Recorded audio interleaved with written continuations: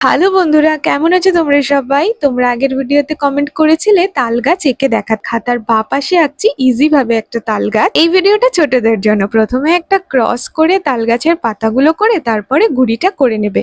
খাতার ডান পাশে আমি আরেকটি তাল গাছ আঁকছি। আমি একেবারে রং দিয়ে করছি, পেন্সিল ইউজ করছি না। তোমরা সুবিধার জন্য আগে পেন্সিল দিয়ে ড্রয়িংটা করে নিতে পারো, তারপরে কালারটা করো, ভালো হবে। প্রথমেই আমি ডার্ক কালার থেকেই সবসময় শুরু করি। ডার্ক কালারটা দিচ্ছি, তারপর আস্তে আস্তে লাইট গ্রিনের দিকে যাচ্ছি, আর সব শেষে ব্রাউন কালারটা দিয়ে ধারগুলোকে একটুখানি বর্ডার করে দিচ্ছি। তারপর সেই রংটা ভালোভাবে হালকা কালারের সাথে ব্লেন্ড করে দিচ্ছি। কালারের এই ডার্ক গ্রিন আর হালকা গ্রিনের যে কম্বিনেশনটা, সেটা কিন্তু একদিনে আসবে না। তোমাদের রেগুলার যখনই টাইম পাবে প্র্যাকটিস করবে।